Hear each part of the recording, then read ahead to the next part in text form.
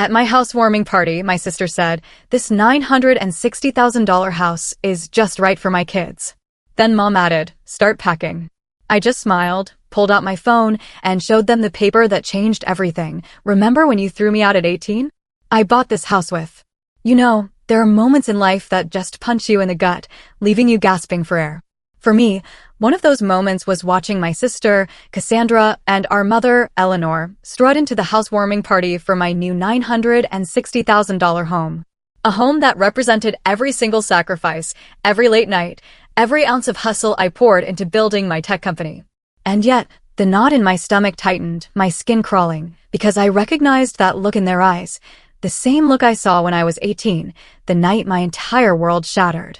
Growing up in Boston, our family seemed pretty normal from the outside. Dad in finance, Mom with her boutique, 2 daughters, and even a golden retriever named Rusty. But appearances, as they say, can be deceiving. When I was 12, the cracks started to show. Dad moved out, and while the divorce itself wasn't dramatic, what followed set the stage for years of pure family dysfunction. Cassandra, 3 years my senior, eventually married Eric, an investment banker from a wealthy family. Their wedding? Lavish. Mom blew nearly $50,000 she didn't have, claiming a daughter only gets married once. I was 19, working 2 jobs, going to community college, barely scraping by to afford my bridesmaid dress. Then came the babies, Thomas, Natalie, and Benjamin. With each child, Cassandra's sense of entitlement grew, and Mom was always there to bail them out, often at my expense. "Your sister has 3 children to feed," Mom would say. "What do you need extra money for anyway? Books? Can't you just use the library?" Meanwhile, I was working myself to exhaustion. Scholarships helped, but without family support, I was a barista in the mornings, a tutor in the afternoons, and a data entry clerk on weekends. Sleep was a luxury I couldn't afford. Dad, after moving to Chicago and starting a new family, became a distant echo. Mom, honestly, made it harder for him to stay connected with me, forgetting to tell me when he called or accidentally deleting his messages. But I persevered. While Cassandra posted perfect family vacation photos, I pulled all-nighters, coding, and studying. I graduated at the top of my class. Mom came to my high school graduation, but left early because Cassandra called. Thomas had a mild fever. I never complained. I just accepted this was my reality and became determined to build my own success on my own terms. I didn't need their approval. What I didn't expect was how dramatically everything would change on my 18th birthday. That night defined everything that followed, leading directly to the confrontation 14 years later. My 18th birthday was a Tuesday. I remember because I'd actually managed to get the evening off, a rare treat. I didn't expect a big celebration. Cassandra and Eric were expecting their 3rd, and all the family attention was on them. Still, turning 18 felt significant. I was legally an adult, finishing high school, and had partial scholarships to 3 universities. I got home from my tutoring job to find Mom and Cassandra at the kitchen table, buried in spreadsheets. They barely looked up. "Leftover lasagna in the fridge if you're hungry," Mom said, eyes glued to the papers. I heated a plate and joined them, curious. "What are you working on?" Mom glanced up. "Just figuring out some financial matters. Cassandra and Eric need a bigger house now that Benjamin's on the way." I nodded, used to these conversations. But then, a chill went through me. "Why do you have my college paperwork?" Cassandra sighed dramatically. "We might as well tell her, Mom." Mom straightened the papers and looked at me with that familiar expression, the one that always preceded me needing to make some family sacrifice. "Hazel, we need to discuss your college plans," she began.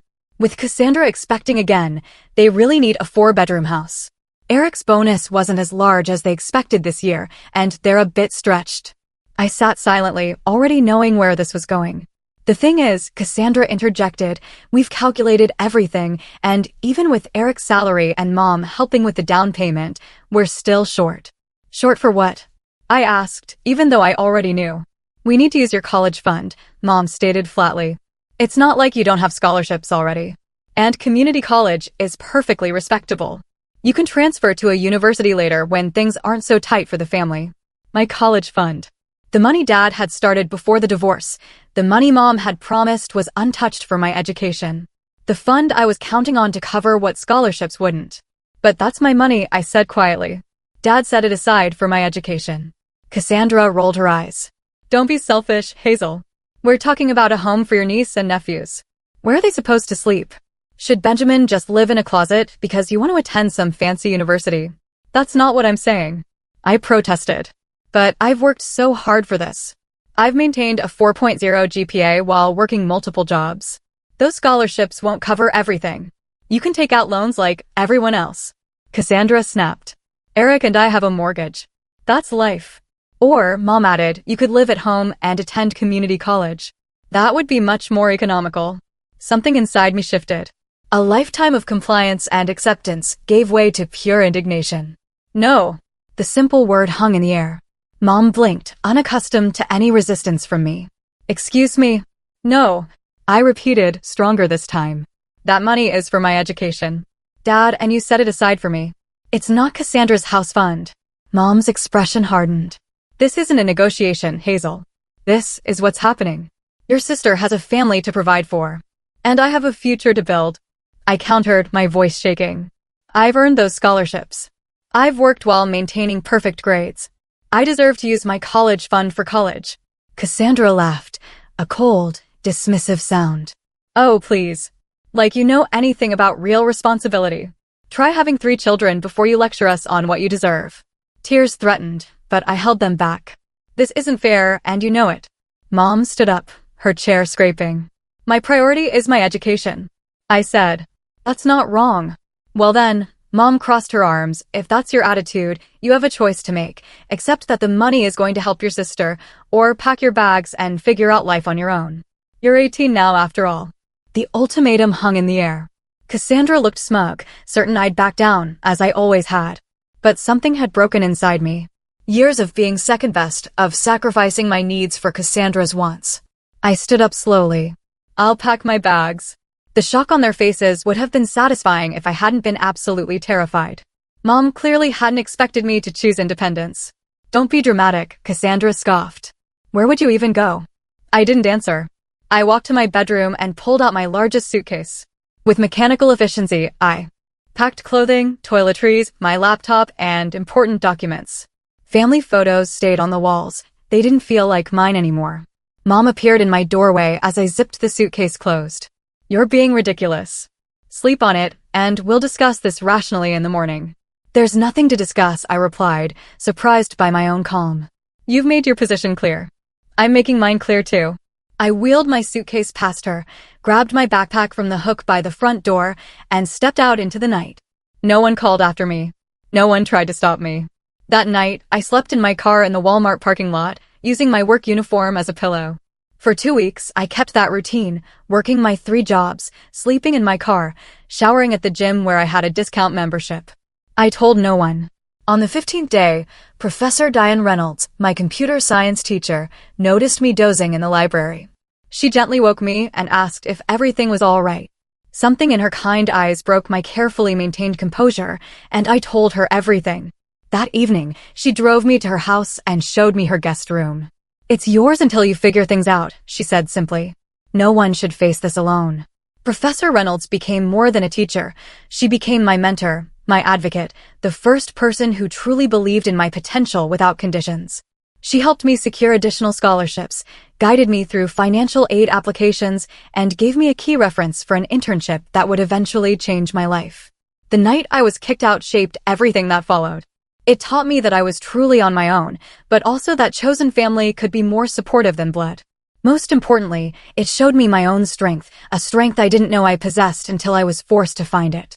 With Professor Reynolds' support, I managed to cobble together enough financial aid, scholarships, and part-time work to attend a nearby state university rather than my dream school. It wasn't Boston University, but it had a solid computer science program, and I was grateful.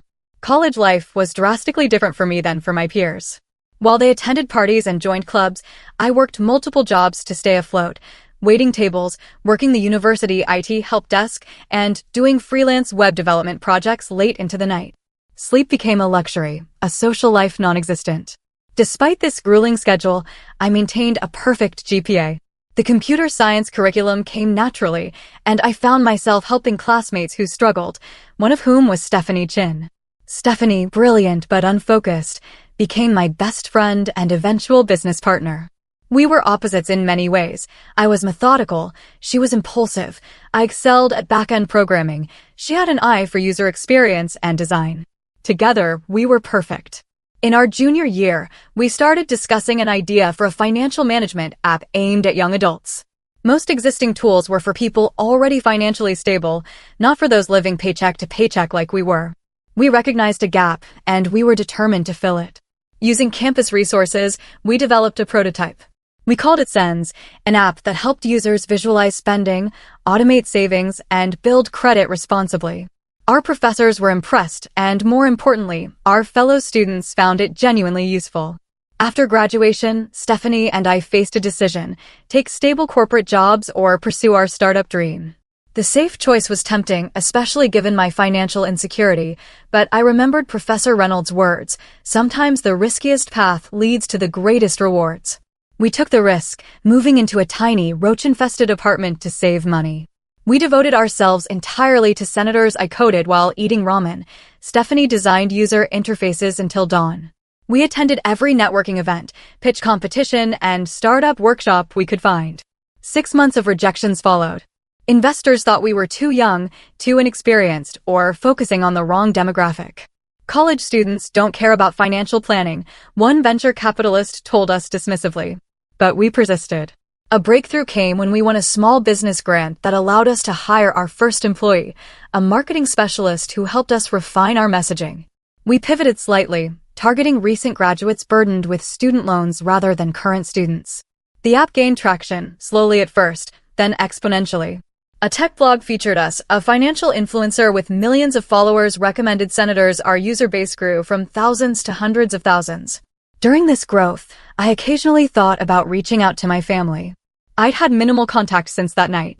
Mom had called once, 3 months after I left, not to apologize, but to inform me they'd gone ahead and used my college fund for Cassandra's down payment.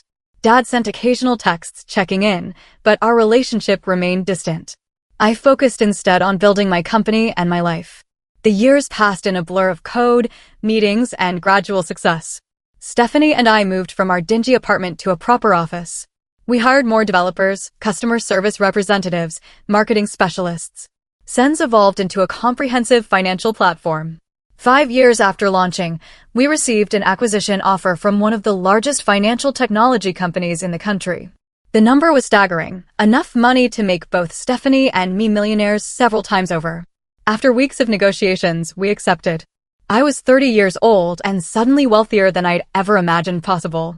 The scared 18-year-old sleeping in her car seemed like a different person entirely. With financial security came the freedom to make deliberate choices rather than desperate ones. I invested most of my windfall, donated to scholarships for first-generation college students, and finally allowed myself to think about creating a home. A real home, not just a place to sleep between work shifts. After months of searching, I found it, a beautiful craftsman-style house in an upscale neighborhood. At $960,000, it was a significant investment, but well within my means. The 4-bedroom home had character and charm. Hardwood floors, large windows, a wraparound porch, and a spacious backyard. It needed renovations, but I saw its potential immediately. As I signed the closing documents, I thought about the irony. 14 years ago, my college fund had been taken to help buy Cassandra a larger house. Now, I was purchasing a home worth nearly $1 million through my own efforts. During the renovation, I received an unexpected message from my father. He'd seen news of Sen's acquisition online and wanted to congratulate me. Our conversation was awkward but opened a door.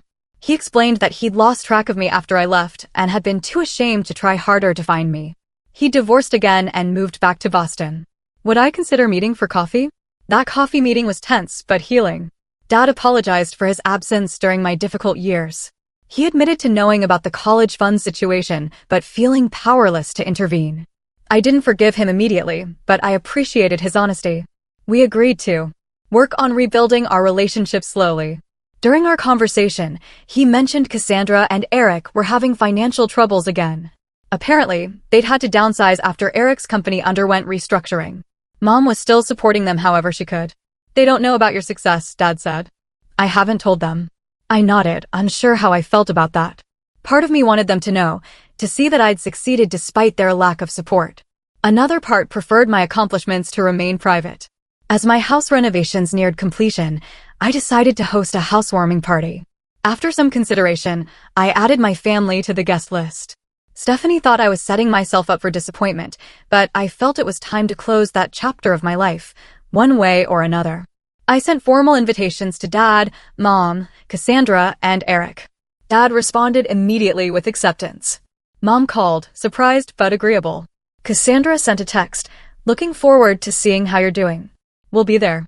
The stage was set for a reunion I never expected, one that would prove more dramatic than even I could have anticipated. The morning of my housewarming party dawned bright and clear. I woke early, despite having stayed up late putting final touches on the house.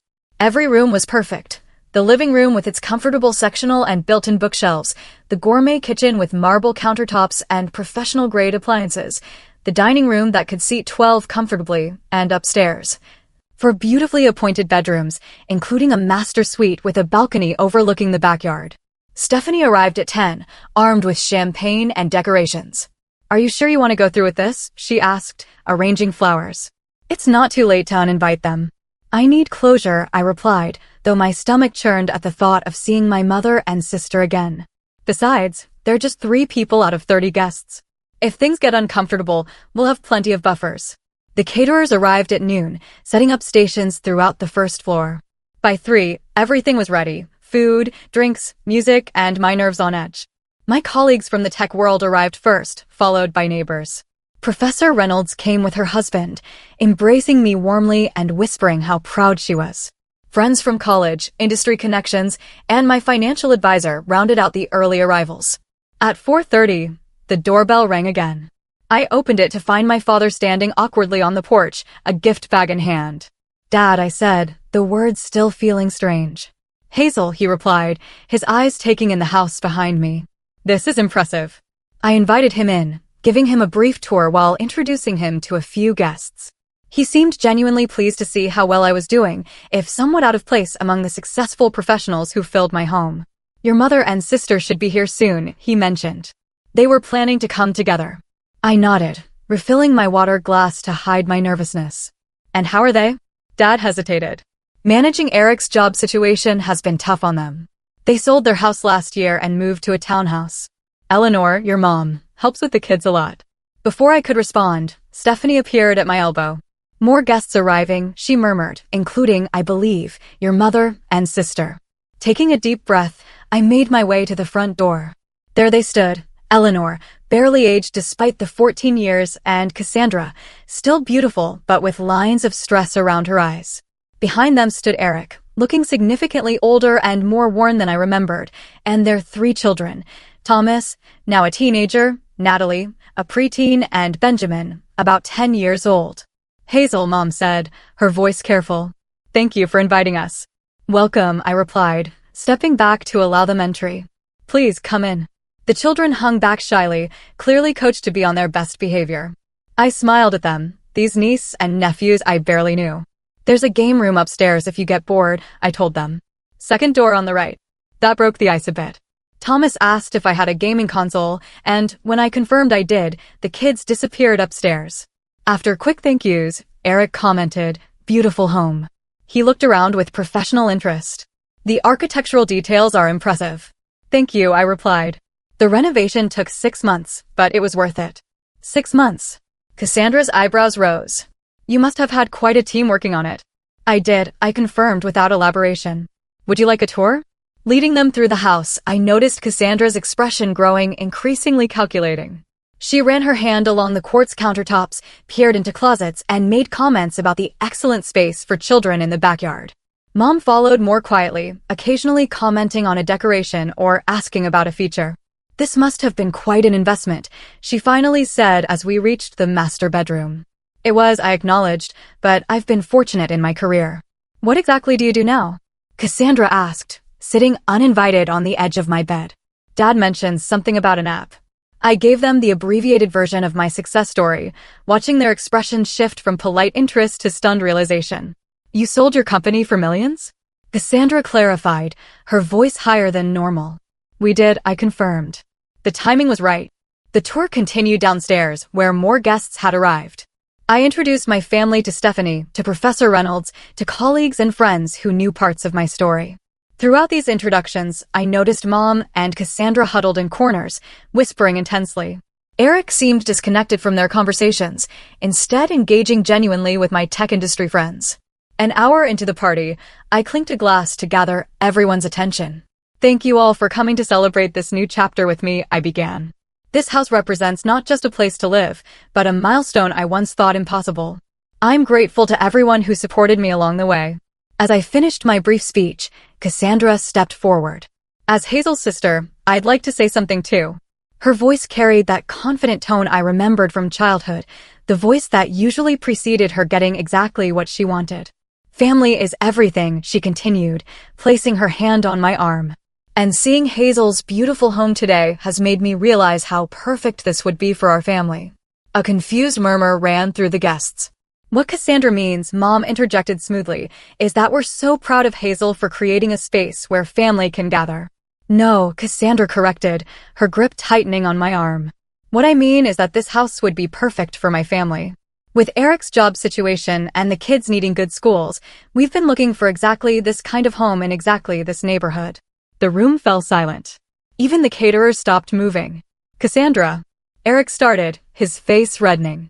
This isn't the time or place. It's exactly the time, she interrupted. Hazel's always wanted to help family. She's single, no kids, and clearly doing well financially. This 4-bedroom house is wasted on one person when we have 3 growing children who need space and stability. Mom nodded in agreement. Family. I stood frozen, unable to believe what I was hearing. After 14 years of no contact, after taking my college fund, they were now suggesting no, expecting that I would give them my house. Hazel, Mom continued, her voice taking on that authoritative tone I remembered all too well. You need to pack your bags and find somewhere smaller. A condo downtown would suit your lifestyle much better, and it would mean the world to your sister's family. Cassandra was already walking around the living room, pointing out changes they'd make. Thomas could take the bedroom with the bay window, Natalie would love the purple room, and Benjamin would have so much space for his toys in the smallest bedroom. Mom joined in.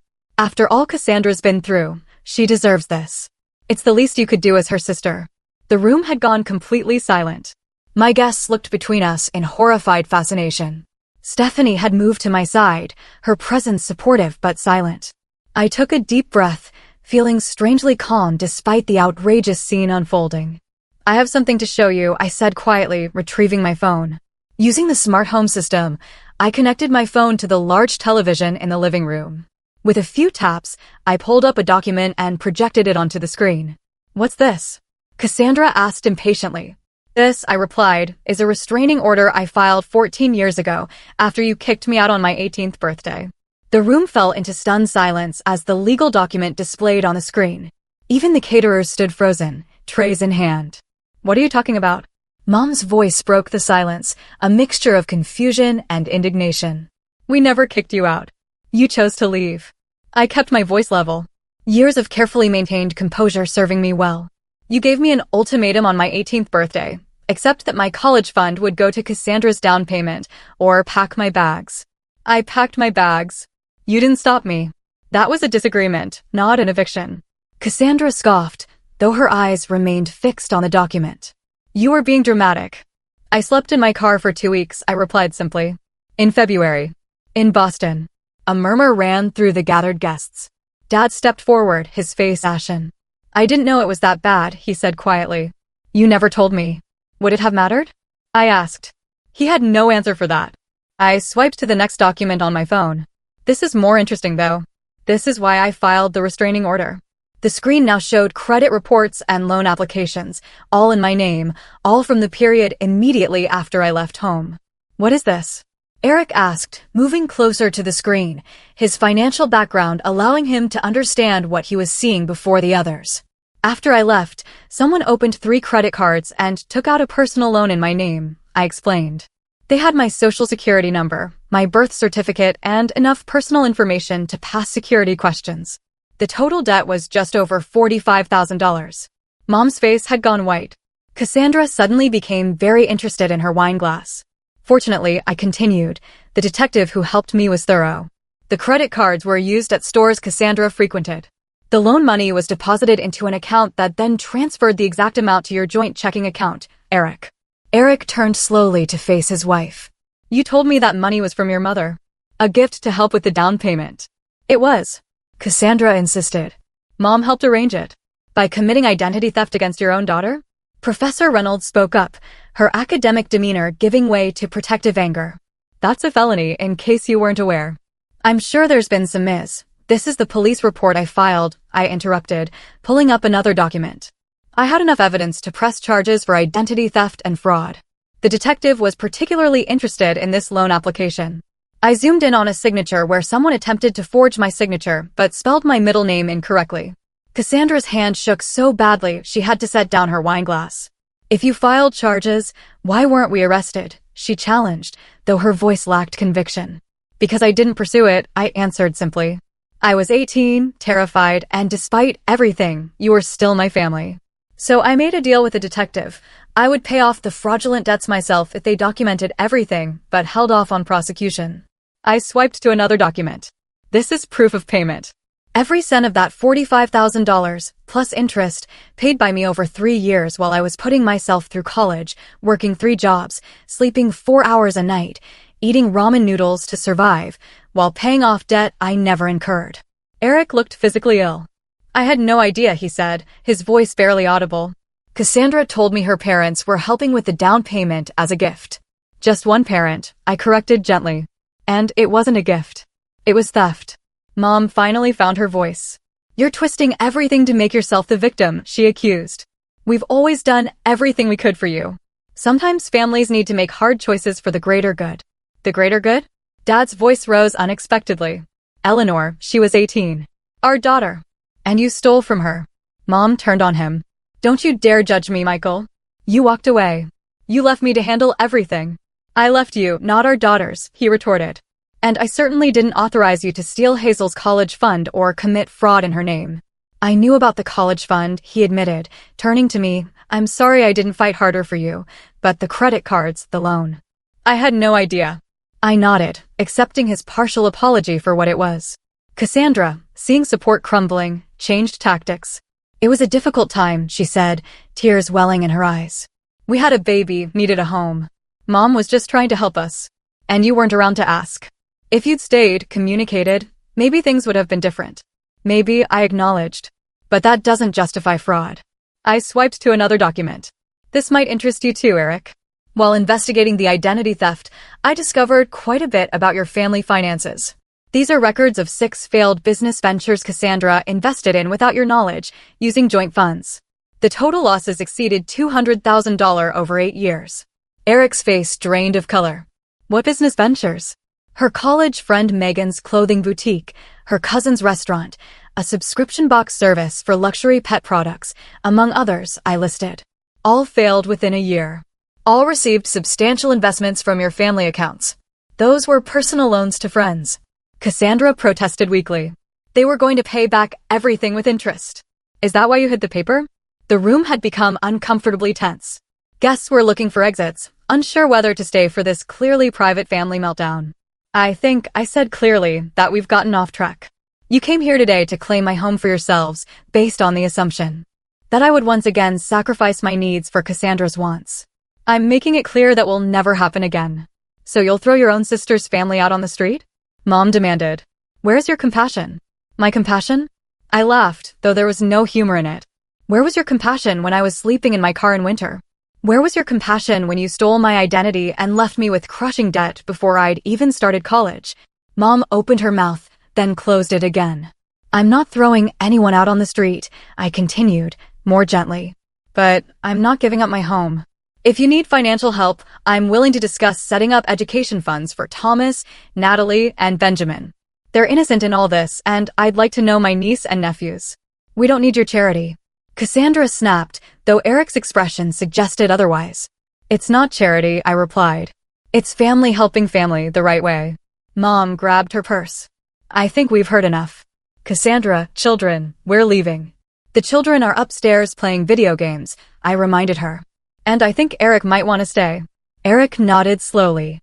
I need to understand exactly what's been happening with our finances, he said. Kids will be fine for a while longer. Fine. Mom snapped. Cassandra, let's go. As they moved toward the door, Stephanie stepped forward. I think that's best. This is supposed to be a celebration of Hazel's new home, not a venue for attempted property theft. Mom's face flushed dark red. How dare you? This is a family matter. Yes, Stephanie agreed. And Hazel's chosen family is here to support her. You might want to think about what real family support looks like before you return. After they left, the party slowly regained its momentum, though conversations inevitably centered on the dramatic confrontation. Eric remained, speaking quietly with my financial advisor in a corner, occasionally glancing at his phone as though seeing texts from Cassandra. Later, as guests began to leave, he approached me. I owe you an apology, he said formally. I had no idea about the identity theft or the investments. I knew about the college fund, but Cassandra told me you had agreed to it. Would it have mattered if you'd known the truth? I asked. He considered this. I'd like to think so. But honestly, I was different then. Success and money were all that mattered. He glanced around the room. Looking at what you've built on your own, I realize how misguided my priorities have been. What will you do now? I asked. Have a very difficult conversation with my wife, he replied grimly. And probably contact a divorce attorney. The financial deceptions are too significant to ignore. I felt a surprising pang of sadness for my sister. For all her flaws, I'd never wished for her marriage to end. I meant what I said about education funds for the children, I told him, regardless of what happens between you and Cassandra. He nodded gratefully. They'd like to know their aunt, especially Thomas. He's interested in programming. After Eric left to collect the children, Stephanie and I began cleaning up. Well, she said, loading glasses into the dishwasher, that was the most dramatic housewarming I've ever attended. I laughed, feeling lighter than I had in years. Not exactly the closure I expected, but closure nonetheless. Do you think they'll try to contact you again? She asked. Mom and Cassandra? Eventually. When they need something, I closed the dishwasher and straightened up. But next time, I'll be prepared. No more doormat, Hazel. As the last guest departed and quiet settled over my new home, I walked through each room, appreciating what I'd built. Not just the physical structure, but the life it represented. A life earned through perseverance, hard work, and the courage to stand up for myself when it mattered most. The days following the housewarming were surprisingly peaceful. I had expected harassment from Mom and Cassandra, angry calls, manipulative texts, perhaps even unannounced visits. Instead, silence. It was Eric who contacted me, requesting to meet at a coffee shop near his office. Cassandra moved in with your mother, he informed me over lattes, 3 days after the party. She took the kids for now, but we've agreed to equal custody while we sort things out. I'm sorry about your marriage, I said sincerely. He shrugged, looking both exhausted and relieved. After what came to light at your party, I started digging deeper into our finances. It's worse than you know. We're not just struggling, we're nearly bankrupt. How's that possible? You had a good position at the investment firm. Had, he emphasized. I was let go 6 months ago. Downsizing. I've been working as a financial consultant since then, but making about 1/3 of my previous salary. Meanwhile, Cassandra continued spending as though nothing had changed. He pushed a folder across the table. These are statements from accounts I didn't even know existed. Credit cards maxed out, loans I never signed for, second mortgages on the house before we sold it. Reviewing the documents, I felt a wave of déjà vu. She did to you what she and Mom did to me, I murmured, except on a much larger scale. He agreed grimly. We're talking hundreds of thousands in debt. What will you? Bankruptcy seems inevitable, he admitted. I nodded, understanding. My offer for education funds still stands. I can set up accounts that can only be used for educational expenses. That would mean everything, he said, genuine gratitude in his voice. And maybe, would you consider spending time with them occasionally? They need stable adults in their lives right now. That conversation marked the beginning of a new chapter for me and for Eric and the children. They were bright, curious kids who bore the strain of their parents' conflict with remarkable resilience. About 2 weeks after the housewarming, Dad invited me to dinner. Over pasta at a quiet restaurant, he shared his perspective on the years of family dysfunction. I failed you, he said plainly. After the divorce, Eleanor made it difficult to maintain contact, but that's no excuse. I should have fought harder to stay involved in your life. Why didn't you? I asked, the question I'd held for 14 years finally finding voice. He sighed deeply. Partly guilt. The divorce was my fault. I had an affair with my second wife before leaving. Eleanor knew, and she used that as leverage to control everything, including access to you girls. This revelation shifted my understanding of our family dynamics, though it didn't excuse his absence. I also failed to protect your college fund, he continued. It was in a joint account with Eleanor. I trusted her to use it appropriately despite our problems. When I found out what happened, I was too ashamed to confront you about it. You could have helped me, I pointed out, when I was sleeping in my car. I didn't know, he insisted. Eleanor told me you'd moved in with a friend from school. By the time I learned otherwise, months had passed, and you'd stopped responding to my messages. We talked for hours that night, untangling years of misunderstandings, half-truths, and outright lies. Dad wasn't blameless, but I came to understand he had been manipulated by Mom. Almost as much as I had been.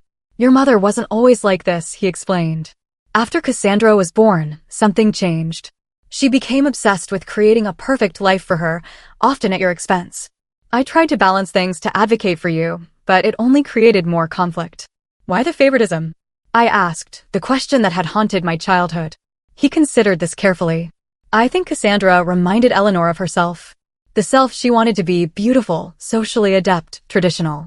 You were more like me, analytical, independent, questioning. And I think that scared her.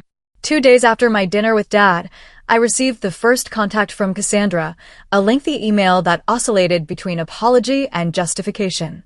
She acknowledged the identity theft, but blamed financial desperation and Mom's influence. She expressed regret for the housewarming confrontation, but maintained that her family's needs should take priority over my extravagance. Classic Cassandra, Stephanie commented when I showed her the email. Apologizing without actually accepting responsibility. At least she's acknowledging what happened, I replied, more generous now that I was safely beyond her manipulation. That's progress. Mom's approach was more direct. She began calling daily, leaving voicemails that evolved from angry accusations to tearful pleas. Families should forgive each other, she insisted in one message. We made mistakes, but so have you, by embarrassing us in front of your friends. I didn't respond to either of them immediately, focusing instead on establishing clear boundaries with my therapist, Dr. Jennifer Blake. Your mother and sister exhibit classic patterns of manipulative behavior, Dr. Blake observed during one session. They're used to you eventually giving in. Your continued boundary setting is unfamiliar and threatening to them. I feel guilty sometimes, I admitted, especially about the kids being caught in the middle. That's natural, she assured me. But remember, you're modeling healthy boundaries for those children, and you're supporting them directly through the education funds and quality time. That's genuine family support, not the conditional kind you received. As weeks passed, the situation with Eric and Cassandra deteriorated further. Their divorce proceedings revealed even more financial deceptions. Eric filed for bankruptcy as planned. Cassandra and the children continued living with Mom, whose modest home was now overcrowded and tense. 6 months after the housewarming, Eric secured a better position at a smaller firm and rented a 3-bedroom apartment. The custody arrangement gave him the children every other week. During his weeks, I would often visit, helping Thomas with programming projects or simply providing another supportive adult presence. It was during one of these visits that Eric mentioned Cassandra had begun therapy. Her therapist suggested it might help with the divorce and financial issues, he explained. I'm skeptical about her commitment, but it's a start. Around the same time, I finally agreed to meet with Mom for coffee. The conversation was strained but civil. She had aged visibly in the 6 months since the party. Living with Cassandra and the children is challenging, she admitted.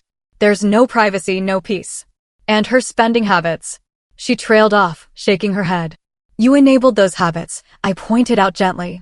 I wanted her to have everything I didn't, Mom replied, a rare moment of self-awareness. I grew up poor, wore hand-me-downs, never had the nice things other girls had. I swore my daughter would have better. You had 2 daughters, I reminded her. She had the grace to look ashamed. I know. I convinced myself you were stronger, more independent, that you didn't need the same support. It wasn't a full apology, but it was as close as I'd ever get. This pattern of financial manipulation, spanning decades, helped me understand that Mom's behavior wasn't just about favoritism. It reflected deeper issues with control, entitlement, and perhaps undiagnosed mental health challenges. Meanwhile, Cassandra's journey through therapy seemed to be yielding genuine growth. Our monthly lunches with the children evolved from awkward to cautiously pleasant. She found a job as an administrative assistant at a local company, her first real employment since marriage, and moved into a small apartment when living with Mom became unsustainable for both of them. I never learned to stand on my own, she confessed during one of our meetings. Mom did everything for me, then Eric took over. When everything fell apart, I had no idea how to function independently. Watching her struggle with basic adult responsibilities, budgeting, meal planning, home maintenance, I felt an unexpected compassion. Cassandra had been as much a victim of Mom's dysfunction as I had been, just in a different way. Her golden child status had crippled her ability to develop resilience and self-sufficiency. The children adapted to their new reality with remarkable flexibility. Thomas, now 11, thrived in the coding club I connected him with. Natalie discovered a passion for science that neither Cassandra nor Eric had noticed. Benjamin's dinosaur obsession evolved into a broader interest in natural history. I established college funds for each of them, structured so the money could only be used for educational purposes, a protection against history repeating itself. Eric and I developed an unexpected friendship built on mutual respect. He had faced the financial disaster head-on, slowly rebuilding his credit and career while being a more present father than he'd ever been during his marriage. The bankruptcy was humiliating, he admitted, this more authentic version of Eric. Not all relationships could be salvaged, however. Mom continued to resist true accountability, oscillating between superficial apologies and subtle justifications. During one particularly difficult lunch, she suggested that my success was partially due to her tough love approach. If we hadn't pushed you out of the nest, would you have developed the same drive? She mused, as though my homelessness had been a calculated teaching moment rather than abandonment. I set down my fork carefully. That's like saying abuse makes people stronger. Some survive despite it, not because of it. I succeeded in spite of how you treated me, not because of it. She changed the subject quickly, uncomfortable with direct confrontation, as always. These moments reinforced Dr. Blake's assessment that while Mom might improve her behavior to maintain contact, true remorse or insight might never come. Some people aren't capable of the depth of self-reflection necessary for genuine change, Dr. Blake explained. You can adjust your expectations accordingly and decide what kind of limited relationship, if any, serves your well-being. By the time my house's one-year anniversary approached, I had established clear parameters for family interaction, monthly lunches with Cassandra and the children, occasional coffees with Mom, regular dinners with Dad, and more frequent time with the kids during Eric's custody weeks.